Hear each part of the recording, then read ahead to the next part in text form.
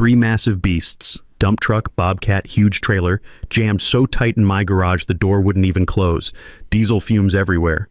$18,000 tools trapped behind tons of spite. Karen Whitfield, HOA tyrant, stands grinning like she owns my soul. Clipboard raised triumphantly. Emergency powers, she sneers sweetly. Garage? Oops, jammed. Obey the landscaping rules next time. She turns to leave, victorious. Huge mistake. I smile, walk over, drop the garage door. Click. Locked. From inside. Her smug face turns to pure terror. She pounds the door, screaming. See? Karen thinks she knows everything about property law, HOA rules, even my garage door system. But there's one tiny detail she missed. One little thing about illegal parking that's about to make her beg me to open this door before the sheriff shows up to handle it. What would you do if a Karen hijacked your garage and laughed? Drop your state below, because what happens when I let the authorities take over is absolutely perfect. Let me back up 6 months and explain how a simple wildflower garden nearly destroyed my life, and why that garage door moment was the sweetest revenge I've ever tasted. I'm Calvin Smith, 42, divorced electrician who thought buying a modest ranch house in Pinewood Estates would be my fresh start. Wrong. Dead wrong. But we'll get to that. After my divorce, I needed somewhere quiet to rebuild. Somewhere close to my teenage daughter Riley for our weekend visits. Pinewood Estates looked perfect. 1970s subdivision, tree-lined streets, neighbors who minded their own business. The garage sold me. Big enough for my electrical workshop, all my tools, the van, everything I needed to keep my contracting business running. The smell of sawdust and metal shavings in that garage became my therapy. Riley loved helping me organize the toolboxes, learning about voltage meters and wire strippers, the satisfying click of tools fitting perfectly into foam cutouts. Father-daughter bonding over electrical work. Not exactly conventional, but it worked for us. Pinewood Estates seemed like the kind of place where people just lived their lives. Most residents were retirees or working families like mine. Morning walks revealed the real neighborhood rhythm. Coffee brewing at 6 a.m., sprinkler systems hissing across identical lawns, the distant hum of lawnmowers creating suburban symphony. The HOA formed 15 years back when tech companies started expanding nearby and property values climbed, but the $85 monthly dues seemed reasonable for basic maintenance. The gentrification pressure was subtle but real. Original residents, blue-collar families, retirees on fixed incomes, suddenly sharing streets with tech workers who could afford aggressive landscaping upgrades. Most people adapted fine. Most people weren't Karen Whitfield. Picture this. 58 years old, retired insurance adjuster with the personality of a tax audit. Lives in the biggest house on Maple Street with a lawn so perfect it looks spray-painted green. Every blade of grass exactly 2 inches tall. Drives a white Lexus SUV that never has so much as a water spot, parked precisely centered in her driveway like she used a ruler. Karen's been HOA board president for 6 years, treating that title like she's mayor of a small city. She has this talent for weaponizing rules against residents she deems undesirable. Commercial vehicles, business operations, wrong mailbox colors, anything that doesn't fit her vision of suburban perfection gets the Karen treatment. And apparently, divorced electricians with wildflower gardens make her list. Here's where my problems started. I planted native wildflowers in my front yard. Not marijuana, not a junkyard, wildflowers. Drought-resistant California poppies and lupines that save water, support local bees, and look absolutely beautiful. The sound of bees humming through those flowers on summer mornings was the most peaceful thing I'd experienced since the divorce papers were signed. 1 week later, I'm drinking coffee and watching Riley pick flowers for her room when I hear the crisp snap of expensive paper hitting my front door. Violation notice. Heavy letterhead, embossed seal, the works. Non-conforming landscaping disrupts neighborhood aesthetic harmony. Property owner must install appropriate turf grass within 10 days or face $50 daily fine. $50 a day for wildflowers that were saving me $200 monthly on water bills. I researched the original HOA charter that night, reading every paragraph by the blue glow of my laptop screen. Guess what? No specific ban on native plants anywhere. The founding document has actually encouraged environmentally conscious landscaping choices. But Karen's interpretation of aesthetic harmony apparently meant every yard should look like Augusta National. I called the HOA office the next morning. Karen's voice could freeze summer. "Mr. Smith, the board has determined your landscaping choice is inappropriate for our community standards." "Which specific bylaw does it violate?" Long pause. You could hear her grinding her teeth. "The general aesthetic provision. I'd like to see that in writing with the specific ordinance number." "I don't appreciate your tone, Mr. Smith. Perhaps you'd be more comfortable in a neighborhood with looser standards." Click. She hung up on me. That's when I knew this wasn't about landscaping. This was about Karen Whitfield deciding I didn't belong in her perfect little kingdom. And that's when this whole thing started getting interesting. Karen didn't waste time. The harassment started the very next day. I'm loading my van for a job when I notice her across the street, professional camera in hand, documenting my violations like she's gathering evidence for war crimes tribunal. Click, click, click. My van, my driveway, my wildflowers, even my mailbox got the paparazzi treatment. "Just ensuring community compliance," she calls out sweetly when she catches me staring. This went on for 2 weeks. Every morning, Karen's little photography session. She'd show up with her clipboard and camera, sometimes bringing Mrs. Henderson from 3 houses down as a witness. Henderson's 70-something and follows Karen around like a lost puppy, nodding at everything she says. The smell of Karen's overpowering perfume would drift across the street, something floral and aggressive that probably cost more than my monthly electric bill. Riley started calling it the mean lady's stink cloud, which honestly wasn't far off. But Karen wasn't just taking pictures. She was building a case against my work van. "That's a commercial vehicle," she announced one morning, pointing at my perfectly normal Ford Transit. "Commercial vehicles are prohibited in residential driveways overnight." I'd done enough electrical work for lawyers to know about research, so I spent that evening digging through HOA bylaws. Turns out there's this legal principle I remembered from a property dispute I'd wired years back. Something about how enforcement has to be reasonable and uniform. You can't pick and choose who gets cited while ignoring identical violations from your friends. Document every similar violation they ignore, and you've got solid legal defense if they try to fine you. Started my own documentation project the next day. Security cameras covering my driveway and front yard, nothing fancy, just enough to record Karen's daily surveillance missions. More importantly, I started cataloging every violation in the neighborhood that Karen conveniently ignored. Mrs. Garcia had roses and lavender instead of grass. The Patels had a rock garden with succulents that definitely wasn't appropriate turf grass. And guess whose house had decorative shrubs instead of lawn in her front flower bed? Karen's buddy, Mrs. Henderson. The sound of my camera clicking as I documented their yards felt like sweet justice. Two could play the photography game. I documented everything methodically. Photos with GPS coordinates, timestamps, violation notices sent to me versus the complete radio silence about everyone else's non-conforming landscaping. Karen was targeting me specifically, and I was building an evidence file that would prove it in court if necessary. Then Karen made the mistake that changed everything. She escalated to county code enforcement, claiming I was running an unlicensed business out of my garage. One Tuesday morning, I come home from installing ceiling fans at a dental office to find a county inspector wandering my property with a clipboard and the most serious expression I'd seen outside a funeral. "Someone reported illegal commercial activity," he explains, checking his notes. "Home-based electrical work without proper permits." My stomach dropped like a broken elevator. If Karen managed to get my electrical contractor license suspended, I'd lose everything. Riley's college fund, the mortgage, my entire livelihood, gone because some HOA tyrant decided my wildflowers were a threat to Western civilization. I walked him through my workshop, showed him my permits, explained my business registration. The inspector took notes, measured things, asked technical questions about my electrical setup. 20 minutes felt like 20 hours. Finally, he closes his clipboard and shakes his head, not in disappointment, but in disbelief. "Sorry for the trouble, Mr. Smith. Your home-based business permits are completely in order. Actually, you're one of the cleanest operations I've seen. Proper electrical setup, organized storage, all safety protocols followed." He paused, glancing back at his notes with a frown. "Between you and me, whoever called this in has contacted our office 4 times this week about your property alone. We don't usually see that unless there's some kind of personal vendetta involved." Karen had just handed me a smoking gun, official county documentation that this was harassment, not legitimate code enforcement. And I had every one of her surveillance visits recorded on my security cameras.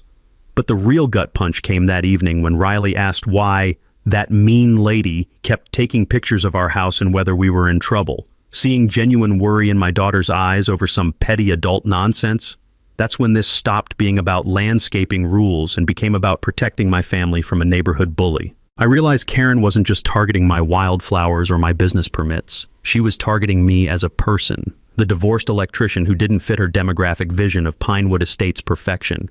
And if I didn't fight back strategically, she'd keep escalating until she drove me out entirely. Time to get serious about this game she wanted to play. Karen's next move was so brazen, I almost admired the audacity. Almost. 2 weeks after the county inspector fiasco, I wake up to the deep rumble of diesel engines shaking my coffee mug on the kitchen table. Not unusual, construction crews work early, but this rumbling wasn't moving, it was parked. I step outside and there's a massive dump truck sitting on the street directly in front of my house, engine idling like some kind of mechanical middle finger. Behind it, a bobcat loader on a trailer. The hydraulic whining as the operator tested the systems made my teeth ache. Temporary equipment storage, Karen announces, appearing from nowhere like a bad rash. She's got her clipboard, her smile, and a work order that looks suspiciously official. HOA Common Area Maintenance Project. This isn't a common area. This is a residential street. Emergency authorization for equipment staging. We're improving the landscaping. She gestures vaguely toward the community park 3 blocks away. My nephew's company got the contract. Of course he did. Her nephew Danny runs Whitfield Landscaping, an operation that seems to specialize in overpriced lawn maintenance and convenient family connections. The smell of fresh diesel fuel mixed with Karen's perfume created this toxic cloud that made me want to gag. But the real kicker was the timing. The equipment showed up exactly when I needed to access my garage for a big job installing security systems at a medical complex. Coincidence? In Karen's world, there's no such thing. The diesel fumes got worse as more equipment arrived. A commercial mower trailer joined the party, then a wood chipper that looked like it could process entire trees. The constant engine noise started at 6 a.m. and ran until 8 p.m. My quiet residential street sounded like a truck stop. I wasn't the only one getting fed up. Mrs. Rodriguez from 2 houses down mentioned the exhaust was triggering her asthma. Mr. Thompson, the retired mechanic across the street, pointed out that the equipment was blocking emergency vehicle access. Fire trucks couldn't navigate around that maze of machinery. That's when I realized Karen wasn't just targeting me anymore. She was making everyone miserable to force me to comply with her landscaping demands. Collective punishment, like we were all prisoners in her suburban detention camp. Time to build some alliances. I started with Mrs. Rodriguez, whose mailbox had been painted the wrong shade of beige according to Karen's latest interpretation of HOA standards. Turns out she'd been fighting her own violation notice for 2 months, facing daily fines for a mailbox color that was literally 1 shade off the approved palette. Mr. Thompson had his own Karen story. His fence stain was apparently too brown and needed to be a more neutral earth tone. The man's a 70-year-old retired mechanic who built that fence with his own hands, and Karen wanted him to restain the entire thing because of a color chart dispute. The more people I talked to, the clearer the pattern became. Karen targeted residents who didn't fit her demographic vision: the Mexican-American family, the elderly blue-collar retiree, the divorced electrician. Anyone who might lower her precious property values got the special treatment. We started meeting at Rodriguez Family Cafe downtown, a little place where the coffee's strong and the owner doesn't care if you spend 2 hours discussing HOA politics. 8 families showed up to that first meeting, each with their own Karen horror story. The texture of those worn vinyl booth seats became familiar as we shared our experiences and realized we weren't alone. But Karen has her spies everywhere. The very next day, every single person who attended our coffee meeting received violation notices. Mrs. Rodriguez got cited for excessive decorative plants in her front yard, the same rose bushes that had been there for 15 years. Mr. Thompson's fence stain was suddenly an urgent compliance issue requiring immediate correction. My wildflowers got upgraded to a neighborhood safety hazard because they might obstruct sightlines. Then came the nuclear option that proved Karen had completely lost her mind. Mrs. Rodriguez's Honda Civic got towed from her own driveway. The violation notice claimed it was a commercial vehicle because it had a small vinyl decal advertising her cleaning business, a Honda Civic, with a business decal the size of a bumper sticker. But here's the kicker I discovered when I helped her get the car back. The towing company? Danny's Landscaping also runs a towing service. Karen's nephew made $300 impounding a Honda Civic for a violation that doesn't exist in any HOA bylaw. I was loading my van the next morning when I saw Mrs. Rodriguez crying on her front steps, holding the impound notice. A 60-year-old grandmother who'd lived in this neighborhood for 20 years, reduced to tears because Karen Whitfield decided her car didn't belong. That's when I knew we weren't just fighting for our own properties anymore. We were fighting for the soul of our neighborhood. Karen had just revealed this wasn't about maintaining standards. It was about making money off manufactured violations while driving out anyone who didn't fit her vision.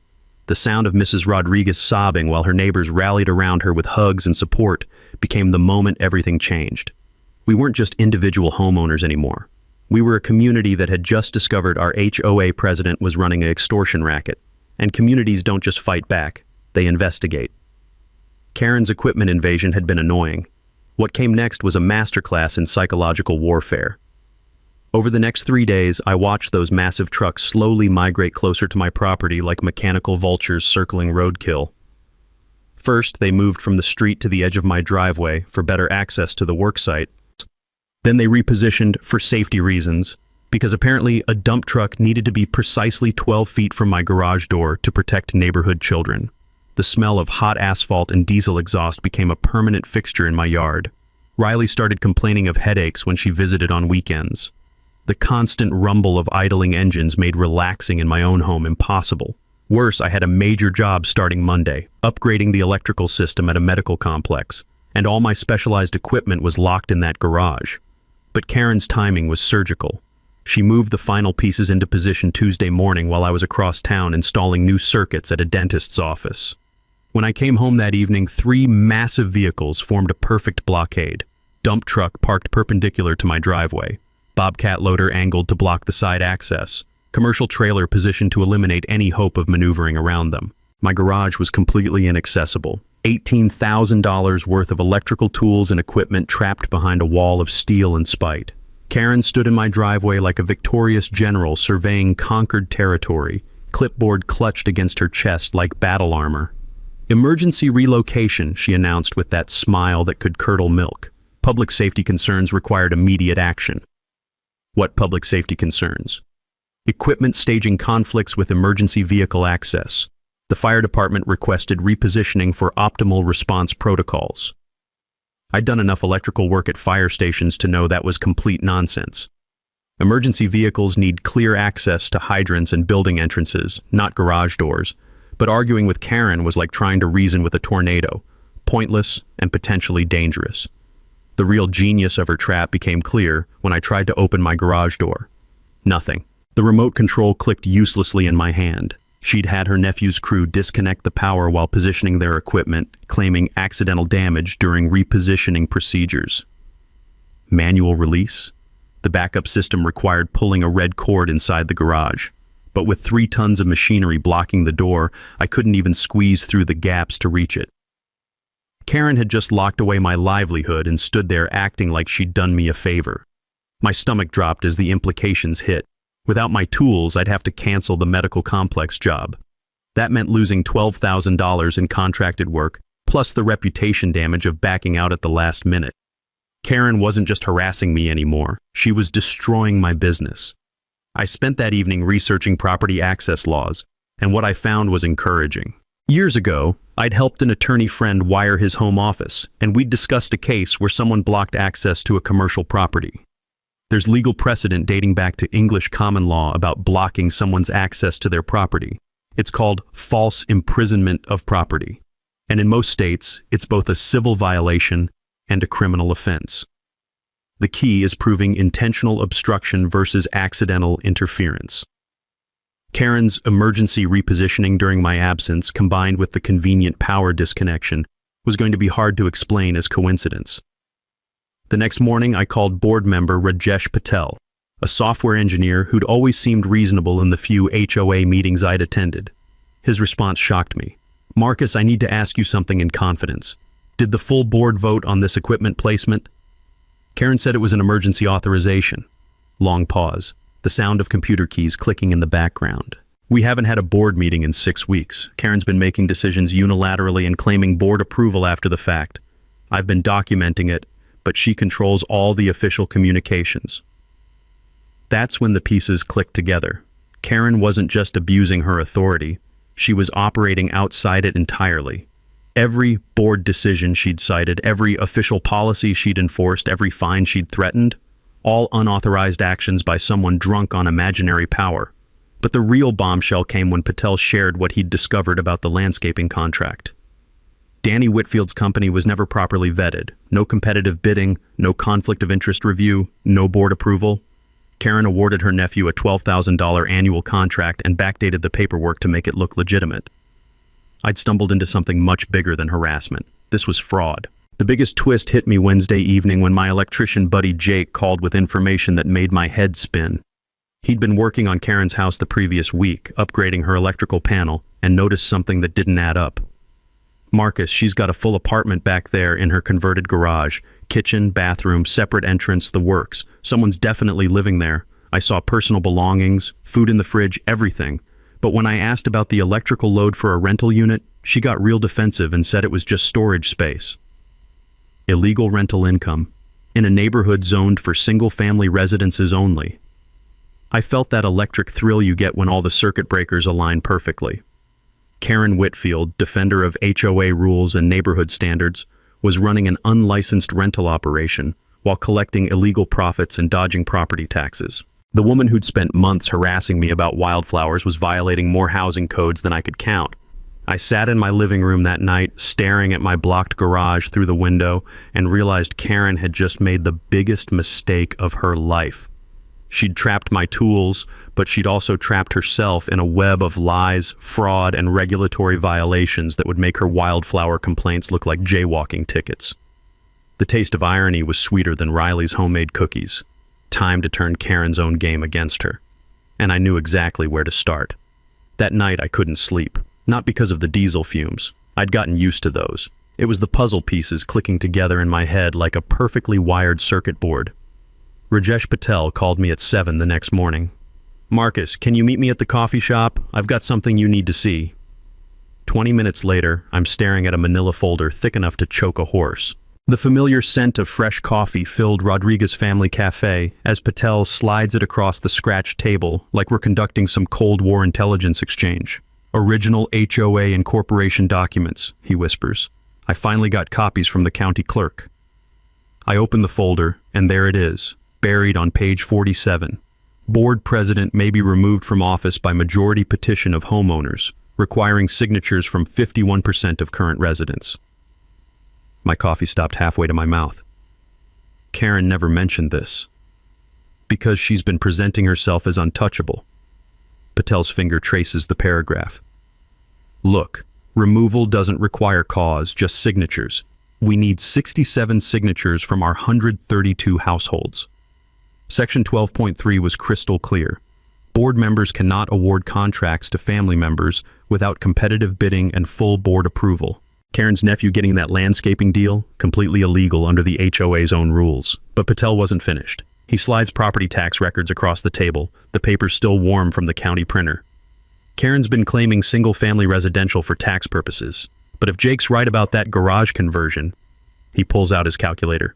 She's been dodging $4,000 yearly in property taxes, 6 years of illegal rental income, $24,000 in unpaid taxes, plus penalties and interest.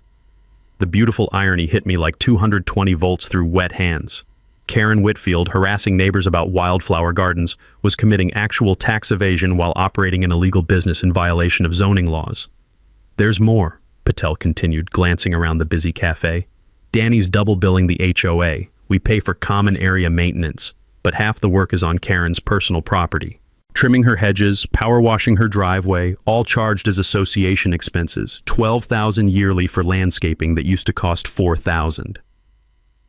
The texture of those invoices felt like evidence between my fingers.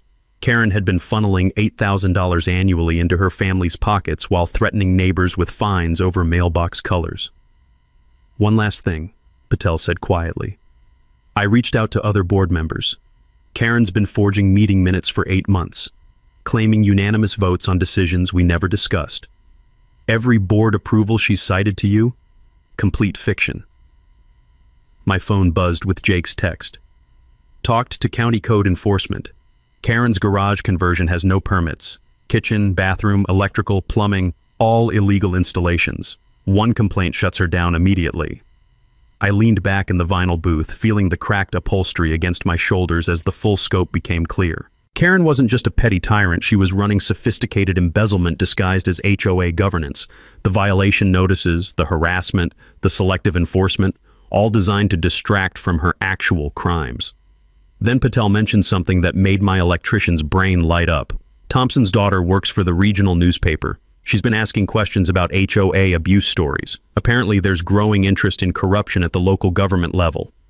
Media attention, public scrutiny. The one thing people like Karen fear most, exposure. I sat there surrounded by the comforting sounds of neighborhood life and realized the power dynamic had just shifted completely. Karen thought she held all the cards, but she'd been playing with a marked deck that was about to get her thrown out of the game entirely. The question wasn't whether I could fight back anymore. The question was how strategically I wanted to dismantle Karen's illegal empire. Legal removal through petition, financial exposure through tax investigation, media pressure through corruption reporting, criminal charges through code enforcement complaints, looking at those trucks still blocking my garage, trapping my livelihood behind manufactured authority. Time to show Karen what happens when you pick a fight with someone who knows how to wire the whole system. The next morning I woke up with the kind of clarity that only comes from having a perfect plan. Karen had given me all the tools I needed to destroy her little empire. I just had to use them strategically. First stop, Mrs. Rodriguez's kitchen table, which had become our unofficial war room. The smell of fresh coffee and homemade churros filled the air as 8 neighbors crowded around laptop screens and printed documents. Riley was at her friend's house, which was perfect. This was adult business that required serious focus. We need 67 signatures, I explained, spreading Patel's research across the scratched wooden surface. That's 51% of our 132 households. But we can't just knock on doors randomly. We need to target people who've been affected by Karen's overreach. Mrs. Rodriguez had been keeping a list, her handwriting shaky with anger. The Johnsons got fined for Christmas decorations staying up too long. The Smiths got cited for parking their RV in their own driveway. The Williams family got harassed about their vegetable garden. Thompson leaned back in his chair, the old vinyl creaking under his weight. My daughter Sarah wants to interview people for her newspaper story, but we need to be careful. Karen's got friends at City Hall who might tip her off. That's when I realized this wouldn't be as easy as I'd hoped. Karen had been building her network for 6 years. She knew people, had favors to call in, connections that could make our lives difficult if we weren't smart about this. Here's how we coordinate, I said, my electrician's brain working through the logistics. Petition drive happens fast. 1 week, not 2. Hit the houses Karen's targeted first, then expand to sympathetic neighbors. We document everything with photos and timestamps. Patel opened his laptop, but his expression was troubled. I've been thinking about the legal exposure here. If Karen finds out we're organizing against her before we have enough signatures, she could retaliate. More violation notices, more equipment blocking driveways, maybe even legal action for harassment. The smell of Mrs. Rodriguez's churros suddenly seemed less comforting. Karen wasn't just going to sit there while we dismantled her empire. She'd fight back, and she had tools we were just starting to understand. Mrs. Rodriguez volunteered to create bilingual flyers, but her hands trembled as she spoke. What if she finds out I'm helping? My cleaning business depends on referrals from this neighborhood. The sound of real fear in her voice hit me like a cold splash of water. This wasn't just about my blocked garage anymore. These people were risking their livelihoods, their homes, their peace of mind to stand up to a bully. And if we failed, Karen would make all of them pay. Thompson's mechanical expertise became crucial for the timing. Those trucks blocking your garage, they're violating county parking ordinances. Fire lane access, distance from hydrants, overnight commercial vehicle storage in residential areas. But here's the thing. If we report them too early, Karen might move them before we're ready. The coordination required military precision. Sarah Thompson arrived that afternoon with her reporter's notebook, bringing both opportunity and risk. The texture of her business card felt like either victory or target practice, depending on how this went. I've been tracking HOA corruption stories statewide, she explained, but I need to warn you, once this story goes public, there's no going back. Karen will know exactly who's behind it. We spent 2 hours walking her through Karen's pattern of harassment, but every revelation felt like we were loading ammunition for both sides. Sarah's questions got sharper as the scope became clear, but so did the potential for retaliation. The door-to-door campaign revealed just how deep Karen's intimidation went. The Garcias whispered their story about the $300 fine for their St. Francis statue, constantly glancing over their shoulders like Karen might materialize from thin air. The Patels had been too afraid to challenge their rock garden violation, worried about making things worse. Each signature felt like victory and vulnerability combined. By day 5, we had 43 confirmed signatures, but also 3 families who'd been approached by Karen with friendly warnings about troublemakers in the neighborhood. Karen was on to us. The real breakthrough came when Jake called with urgent news from his county contact. They're ready to inspect Karen's property, but there's a problem. Someone's been calling the code enforcement office claiming harassment by disgruntled neighbors. They're asking for documentation that this isn't retaliation. My stomach dropped. Karen was already working her connections, trying to frame our legitimate complaints as petty revenge. We needed to move faster, hit harder, coordinate everything perfectly. Anonymous tips filed with tax assessor. Media interviews scheduled for next week. Petition signatures at 58 and climbing, but Karen's counter-campaign intensifying. All the pieces were in position, but so were hers. The smell of battle was in the air, and the taste of it was equal parts excitement and terror. Time to spring the trap and find out who really controlled this neighborhood. Karen's counterattack came faster and more vicious than I expected. Monday morning, every single person who'd signed our petition found an official-looking envelope taped to their front door. Not mailed, hand-delivered in the dead of night like some kind of suburban terrorism campaign. I opened mine while Riley ate breakfast, the sound of her spoon clinking against her cereal bowl suddenly the only normal thing in my world. "Notice of Property Value Impact Assessment," the letterhead screamed in bold red text. "Recent organizing activities by certain residents may negatively impact property values throughout Pinewood Estates. Homeowners insurance and mortgage companies have been notified of potential neighborhood instability." My coffee turned to acid in my stomach. Karen was threatening to torpedo everyone's property values and insurance rates. But the really sick part? The letterhead looked official enough to fool most people, complete with fake county seal and legal-sounding language.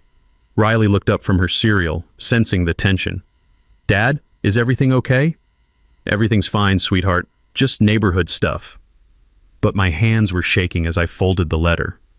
If Karen could convince mortgage companies that our neighborhood was unstable, she could literally force people into foreclosure. Mrs. Rodriguez called 20 minutes later, her voice breaking. "Marcus, my mortgage company called.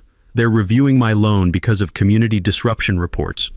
And there's something else. There's a 4th truck now."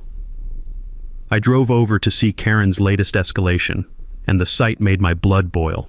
A massive cement mixer had joined the blockade, completely sealing off my driveway. The diesel fumes were so thick I could taste them burning my throat, sharp and chemical. But worse, the positioning wasn't just blocking my garage anymore. It was blocking my front door access too.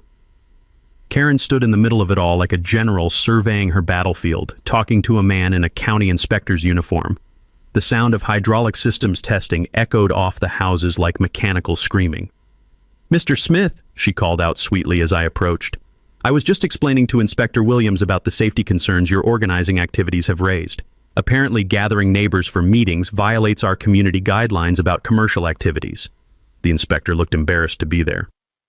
"Sir, I've received reports about unauthorized assembly and potential business operations. I'm required to investigate any complaints about home-based commercial activity. My electrician's license could be suspended if they found evidence of unlicensed business operations." Karen had just weaponized county code enforcement against our petition drive, threatening my livelihood while claiming our neighborhood meetings violated zoning laws. But her biggest mistake was underestimating how angry her threats had made everyone.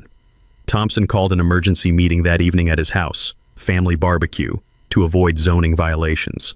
The smell of actual burgers sizzling on his grill provided cover as 22 families crowded into his backyard, faces grim with determination. "She's threatening our property values," Mr. Garcia said, waving his intimidation letter. "My mortgage company called asking about neighborhood disputes. This could tank my refinancing." Mrs. Rodriguez was fighting back tears. She contacted 3 of my clients today, Told them I was involved in disruptive activities that might reflect poorly on their homes. I've already lost 2 contracts. The smell of barbecue smoke mixed with the taste of collective rage. Karen had crossed the line from harassment to economic warfare, targeting people's livelihoods and homes. Then Sarah Thompson delivered the bombshell that changed everything. I got a call from the Peterson family, she announced, flipping through her reporter's notebook. They want to recant their statement about Calvin threatening Karen. Turns out Karen offered to waive their HOA dues for 6 months in exchange for signing a complaint they never actually witnessed. The backyard fell silent except for the hiss of Thompson's grill. Karen had been manufacturing evidence, bribing neighbors to support her harassment campaign. The Petersons have the text messages, Sarah continued. Karen's exact words. A small favor for the community, and your dues situation becomes more manageable. They're willing to go on record. I felt that familiar electric thrill, but it was mixed with something darker. Bribery, fraud, extortion. Karen had just handed us criminal evidence, but she'd also shown she was willing to destroy innocent families to protect her power. Patel had been quietly working his laptop throughout the barbecue. There's more. Karen called an emergency board meeting yesterday, except she never notified the other board members. She's planning to pass a resolution banning political activities and imposing $1,000 fines for community disruption. And, he added grimly, she's hired Andrews, Mitchell and Associates. They specialize in HOA harassment litigation. Karen's planning to sue anyone who continues with the petition drive. The backyard fell silent. Karen wasn't just fighting dirty, she was going nuclear, willing to bankrupt families and destroy the neighborhood to maintain her stranglehold. But as I looked around at 22 determined faces illuminated by barbecue flames, I realized Karen had made her biggest tactical error. Instead of dividing us with fear, she'd united us with righteous anger. Good, I said finally, raising my beer bottle. Let her hire lawyers and threaten mortgages, because what she doesn't know is that we've got 63 signatures, the media's exposing her corruption tomorrow, and county code enforcement is inspecting every illegal thing she's been hiding. The taste of victory mixed with barbecue smoke. Time to show Karen what happens when you wage war against people defending their homes. Karen's final play was desperate, sloppy, and absolutely perfect for what I had planned. Wednesday morning, I wake up to pounding on my front door and the sound of official voices. Through the window, I see 2 sheriff's deputies, a woman in a business suit, and Karen hovering behind them like a vulture in designer clothes. Marcus Smith? The taller deputy checks his clipboard. We have a temporary restraining order regarding harassment of Ms. Karen Whitfield and disruption of community peace. The papers felt surreal in my hands. Karen was claiming I'd threatened her physical safety, organized mob intimidation tactics, and created a hostile environment that endangered her well-being. The restraining order prohibited me from organizing meetings, distributing materials, or coming within 100 feet of her property. This is harassment, I said, keeping my voice level despite wanting to scream. That's for the court to decide, sir. Please review the documents carefully. The woman in the suit stepped forward as the deputies left. Mr. Smith, I'm Rebecca Andrews from Andrews, Mitchell and Associates. My client is prepared to file additional civil suits against you and your co-conspirators for defamation, property value damages, and intentional infliction of emotional distress. However, she's willing to consider a settlement if you cease all organizing activities immediately. Karen's smile behind her lawyer was pure poison. She thought she'd won, but her restraining order had just triggered the biggest mistake of her life. I called Patel the moment they left. Emergency meeting, tonight, but not at anyone's house. Karen will claim violation of the restraining order. We gathered at Rodriguez Family Cafe after closing time, Mrs. Rodriguez letting us in through the back door. The smell of lingering coffee and fried food couldn't mask the tension as 28 neighbors crowded into the small restaurant, voices low and urgent. She's trying to make this illegal, Thompson said, his weathered hands shaking with anger. First the threats, now the courts. What's next, calling us terrorists? But Sarah had been busy. I interviewed the Petersons this afternoon, full confession about Karen's bribery attempt, complete with screenshots of her text messages. And I found something else. Karen's been using HOA funds to pay her legal fees. The revelation hit like electricity through water. Karen was embezzling association money to finance her war against the residents she was supposed to serve. $12,000 in legal fees charged to Community Security Consulting, Patel confirmed, scrolling through financial records on his laptop. She's been planning this campaign for months. Mrs. Rodriguez stood up, her voice stronger than I'd ever heard it. My husband fought in Vietnam to protect our democracy. I'm not letting some HOA dictator destroy it in my own neighborhood. She pulled out a crumpled paper. I got 7 more signatures today. We're at 71. The room erupted in surprised murmurs. We'd exceeded our target while Karen was busy with lawyers and restraining orders. But the real shock came from an unexpected source. Mrs. Henderson, Karen's loyal sidekick, appeared at the cafe's front door like a ghost. Mrs. Rodriguez let her in, and the 70-something woman looked around nervously before speaking. I need to tell you something about Karen, she whispered. She's been making me do things, taking pictures of your houses, reporting on your activities. She said if I didn't help, she'd have my property condemned for code violations. The mini twist knocked the air out of the room. Karen's most visible ally was actually another victim, coerced into collaboration through threats and intimidation. She's got files on everyone, Henderson continued, her voice gaining strength. Photos, violation reports, financial information she's gathered illegally. She calls it her insurance policy. I felt the pieces clicking together like a perfectly wired circuit. Karen's entire operation was built on blackmail, extortion, and manufactured evidence. She'd turned HOA governance into organized crime. Thursday morning brought the final confirmation that Karen was spiraling out of control. She called her own press conference. I watched from across the street as a single local TV reporter and a photographer showed up to Karen's front lawn, where she'd set up a podium like she was announcing a presidential campaign. The sound of her voice carried across the diesel fumes from her equipment blockade. The peaceful residents of Pinewood Estates are under attack by outside agitators seeking to destroy our community values, she declared, reading from prepared remarks. These extremists are using intimidation tactics to undermine legitimate governance and threaten property values. Sarah Thompson stood next to the other reporter, taking notes with barely concealed amusement. Karen didn't know that her community defense press conference was actually providing perfect footage for tomorrow's corruption expose. But the most beautiful moment came when the reporter asked Karen about the financial irregularities Patel had discovered. All HOA expenditures are properly documented and board approved, she insisted. Even the legal fees charged as security consulting? Karen's face went white. She'd just been caught lying on camera about embezzlement. That evening, I sat in my living room staring at my still-blocked garage and realized everything was finally aligned. Karen had overplayed every hand, alienated every ally, and created enough evidence to bury herself completely. Her restraining order expired in 2 days. Her illegal trucks were violating half a dozen municipal ordinances. Her embezzlement was documented. Her bribery was recorded. Her media strategy had backfired spectacularly. All I had to do now was spring the trap she'd built for herself. Time to show Karen what happens when you pick a fight with someone who knows how to wire the whole system and isn't afraid to flip the switch. Friday morning, the restraining order expires at noon. County code enforcement arrives at 12:15. Perfect timing. I'm standing in my driveway, surrounded by 3 massive trucks that have been my prison for 2 weeks, when Karen appears with that familiar clipboard and victorious smile. She doesn't know that Sarah Thompson is filming from Thompson's front yard, or that County Inspector Williams has GPS coordinates showing 6 different municipal violations, or that Sheriff Deputy Martinez is parked around the corner waiting for my signal.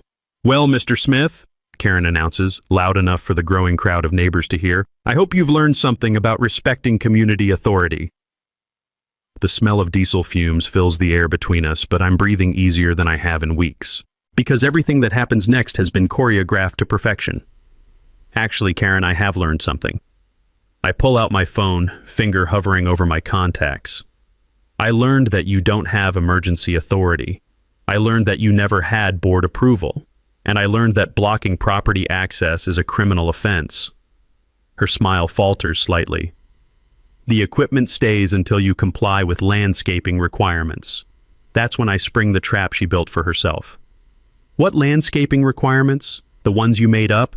The board votes that never happened? Or the authority you never actually had? I hit speed dial. Deputy Martinez? It's Calvin Smith. They're refusing to move the vehicles blocking my property access. Yes, sir. I'll wait right here. Karen's face goes from smug to confused to terrified in about 3 seconds. You can't do that. I have emergency powers. No, Karen, you don't.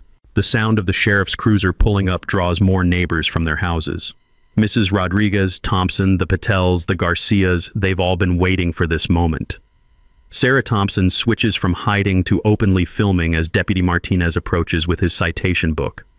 Ms. Whitfield, the deputy says professionally, these vehicles are in violation of County Ordinance 15.2.4 regarding property access obstruction. You have 30 minutes to clear the area before we call county towing. This is harassment, Karen shrieks, her composure finally cracking. This man has been organizing illegal activities, threatening property values, undermining community stability. That's when County Inspector Williams arrives with his clipboard and a very serious expression. The timing is beautiful. I'd called ahead to coordinate their schedules. Ms. Whitfield, we're here about reports concerning unpermitted construction at 1247 Maple Street. Specifically, an illegal residential conversion and unreported rental income. The look on Karen's face was worth 2 weeks of blocked garage access. Pure terror as her secret empire started crumbling in front of half the neighborhood. But the best part was still coming. More neighbors gathered, drawn by the commotion. County towing trucks rumbled onto the scene. Sarah's news camera captured everything, and that's when I delivered the line I'd been saving for this exact moment. Karen, I said loud enough for everyone to hear, this was never about landscaping or parking or community standards. This was about you deciding that you get to control how everyone else lives. But here's what you never understood. I walked over to my garage door, pulled out my remote control, and pressed the button. The mechanism clicked, whirred, and slowly lifted the door to reveal my organized workshop, my tools, my equipment, everything exactly where it belonged. You never actually had the power you thought you did. The garage door opening felt like a curtain rising on the final act. Karen stared at my accessible workshop, her mouth hanging open like a broken circuit. How the power was disconnected? I'm an electrician, Karen. I fixed it. I smiled at her confusion. Tuesday night, after you had your nephew's crew accidentally damage my system. Took about 20 minutes to bypass their sabotage and install a backup power source. The crowd of neighbors started laughing. Not mean laughter, the kind of relieved, cathartic laughter that comes when a neighborhood bully finally gets exposed. Thompson stepped forward, holding a thick folder. Karen, this is a petition signed by 74 residents requesting your immediate removal from the HOA board for violation of fiduciary duty, conflicts of interest, and exceeding your authority. Sarah Thompson raised her voice from behind her camera. Ms. Whitfield, can you comment on allegations that you've been embezzling HOA funds to pay legal fees and bribing residents to provide false testimony? That's when Karen completely lost it. This is a conspiracy, she screamed, spinning to face the cameras and the crowd. These people are trying to destroy our community. They're attacking American values, undermining property rights, threatening our way of life. The sound of her voice cracking under pressure, the sight of her perfect composure shattering like cheap china, the smell of diesel exhaust mixed with the sweet scent of justice. It was perfect. Deputy Martinez stepped closer. Ma'am, I need you to calm down and cooperate with the vehicle removal. I won't be intimidated by... Karen, I interrupted her meltdown with calm authority. It's over. The towing trucks moved in. One by one, the massive vehicles that had imprisoned my garage were lifted onto flatbed trailers and removed. The sound of hydraulic lifts and diesel engines gradually faded, replaced by something I hadn't heard in weeks. Quiet. Karen stood in the middle of the street, surrounded by neighbors she'd terrorized and officials documenting her violations, and for the first time since this whole thing started, she had nothing to say. But I did. This was never about winning or losing, I announced to the gathered crowd, the cameras, the representatives of county government. This was about proving that real community power comes from people working together, not from one person trying to control everyone else. I reached into my wallet and pulled out $500, exact change for the fine Karen had tried to impose on me for wildflowers. I'm donating this to start a neighborhood improvement fund, real improvements, chosen by residents, not dictated by bullies. The applause started with Mrs. Rodriguez and spread through the crowd like electricity through a properly grounded system. Sarah's camera captured everything. The community celebration, Karen's public humiliation, the garage door standing open like a symbol of liberation. Karen tried one last desperate play. This isn't over. My lawyers will... Your lawyers are being paid with embezzled HOA funds, Patel announced, holding up financial records. Good luck explaining that to the district attorney. That's when Karen finally broke and ran, literally running back to her house while her perfect little kingdom collapsed behind her. The taste of victory was sweeter than I'd imagined. 6 months later, Pinewood Estates looks like a completely different place. The new HOA board, elected in an emergency vote 3 days after Karen's public meltdown, instituted transparency requirements that would make a government accountant proud. Monthly meetings with public minutes, competitive bidding for all contracts, term limits for board positions, and a community garden where Karen's nephew's equipment used to sit. My garage has become the unofficial community workshop. Riley and I teach basic electrical safety to neighbors who want to learn. Thompson shares mechanical knowledge with anyone interested. Mrs. Rodriguez started a small business making tamales that she stores in our commercial-grade refrigerator. Turns out that zoning violation Karen worried about was actually perfectly legal with proper permits. The smell of wildflowers from my front yard mixes with the scent of vegetables from community garden plots that now dot the neighborhood. Native plants have become the preferred landscaping choice, saving everyone money on water bills and creating habitat for the bees that hum through our streets like tiny symbols of democracy. Karen's house sold to a nice young family from Portland who loved the community spirit and environmental focus. They turned her illegal rental unit into an art studio and invited the neighborhood kids to paint murals on the garage door. Riley organized the project. Turns out leadership skills run in the family. The Pinewood Strong Scholarship has grown to $1,200, funded by the money recovered from Danny Whitfield's overcharges. It goes to local high school students pursuing skilled trades, electricians, plumbers, mechanics, the people who actually keep communities running. 3 recipients so far, all from families that Karen had targeted with harassment. Mrs. Rodriguez's cleaning business is thriving, with half the neighborhood as clients who specifically asked for her services after hearing about Karen's intimidation tactics. Word of mouth about standing up to bullies, it turns out, is excellent advertising. The regional newspaper series that Sarah Thompson published won a state journalism award for excellence in community reporting. The investigation led to new HOA oversight legislation that requires financial audits and limits board member authority.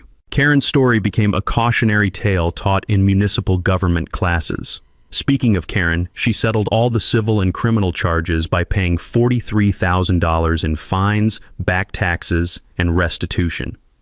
Last I heard, she'd moved to a condo in Arizona with no HOA and very strict rules about community involvement. Apparently, she's much happier when someone else is in charge. The most important change is harder to measure, but impossible to miss. People talk to each other now. Kids play together in yards that used to be off limits. The sound of lawnmowers has been replaced by the buzz of conversation over garden fences and the laughter of impromptu street barbecues. Riley has become the unofficial neighborhood ambassador for any new families moving in. She walks them around, introduces them to everyone, explains how things work here, democracy in action, one conversation at a time. Watching her teach other kids about standing up for what's right while staying kind to everyone makes me prouder than any electrical job I've ever completed. The texture of community feels different now, stronger, like a properly grounded electrical system, where everyone's connected but safe, where power flows evenly instead of concentrating in dangerous surges that can burn everything down. Yesterday, Riley and I installed solar panels on Mrs. Rodriguez's roof, free of charge, because that's what neighbors do for each other. As we worked, I could see the whole neighborhood from up there. Gardens and workshops, kids and grandparents, different families living different lives but connected by something stronger than HOA bylaws. That's when I realized the most important thing this whole experience taught me. Real community isn't about following someone else's rules. It's about people choosing to take care of each other. The best revenge against those who abuse power isn't just proving they never had as much as they claimed. It's building something better in the space they tried to control. Karen Whitfield thought she owned Pinewood Estates, but she never understood that you can't own a community. You can only serve one or destroy one. We chose to serve ours, and it saved us all. So Kevin Smith locked Karen Whitfield outside her own trap and watched 6 years of manufacturers' authorities crumble in one afternoon. 3 trucks, 18,000 trash tons, and one HOA tyrant who forgot the most important rule. Real power serves the community. It doesn't rule it. Here what gets me about this story. Kevin could have done what most of us do. either cave to the pressure or explore and give Karen exactly the unhinged neighbor story she was building. Instead, he treated her harassment like an electrical problem. Diagnose, document, strategize. The moment he started keeping records and building alliances, this stopped being about white flowers and became about democracy. Karen's whole system relied on neighbors feeling isolated and helpless. But when people start talking, her fake authority evaporated. Look, maybe your HOA follows the rule, but every Karen starts small testing boundaries, seeing what people will tolerate. The best time to push back even after they've taken over is the first overreach. How many of you have paid a ridiculous fine just because fighting seemed like more chopper? Drop the most absurd HOA story below. Hit subscribe for more David vs. Goliath wins. Next week, a homeowner discovered his HOA literally stealing mail. And remember, they only have as much power as you give them.